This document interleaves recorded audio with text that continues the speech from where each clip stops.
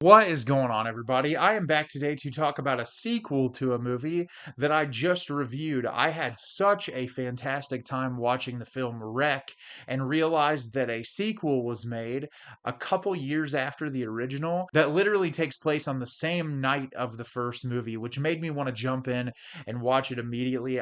I've now found out that there are four of these movies, and they're all available for free on Tubi right now. And so I jumped in, watch this knowing absolutely nothing about it other than it takes place on the exact same night.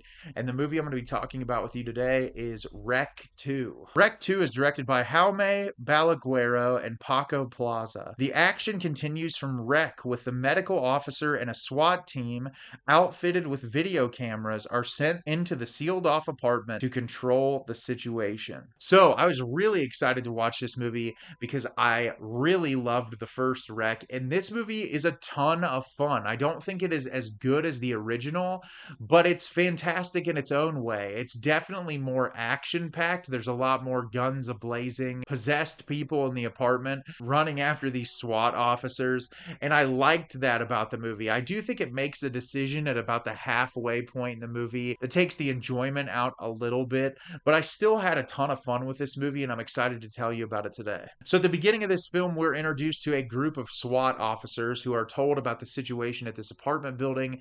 Things have gotten out of hand, and they are sent in with a medical officer into the building to do a sweep for survivors. And they get into the building, and shortly after they get inside, they are being attacked by these creatures. And they are told very early on in the movie the medical officer that has come into the building with them isn't a medical officer, he's a priest. And what we learned towards the end of the first Wreck movie is that this has something to do with demonic possession. And it's not zombies, it's a demon who is able to possess multiple bodies at the same time. And once you're infected, you're infected. And they want to try to find a cure for this, but they believe that the cure is in the blood of the original person who is possessed. And there's supposedly a vial of that blood inside of the apartment building. And so the priest is using this SWAT team to try to find this vial of blood so hopefully they can cure these people from this possession. Like I said, I thought this movie was an absolute blast. Despite it not being as good as the original, it's very suspenseful. There are a couple of sequences of action in this movie that just sent chills up my spine, where these possessed people are just as chaotic and in your face as the first movie.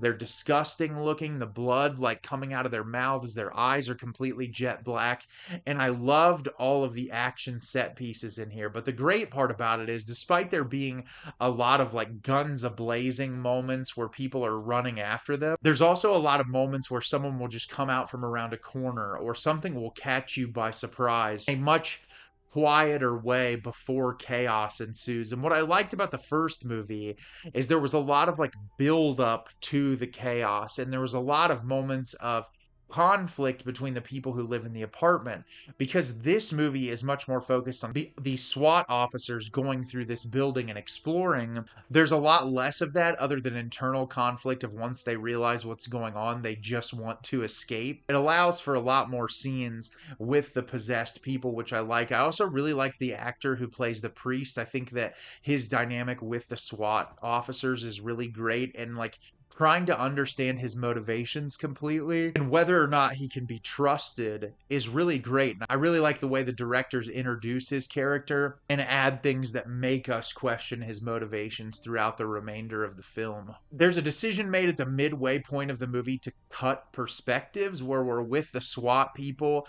and they see these kids that have somehow managed to get inside of the building. And then we cut to how did the kids get inside there? And honestly, that story just felt like a way to incorporate more characters to kill off, unfortunately, which, like, the way they get into the building, you think that this team would pay a hell of a lot more attention to how people could get in and out.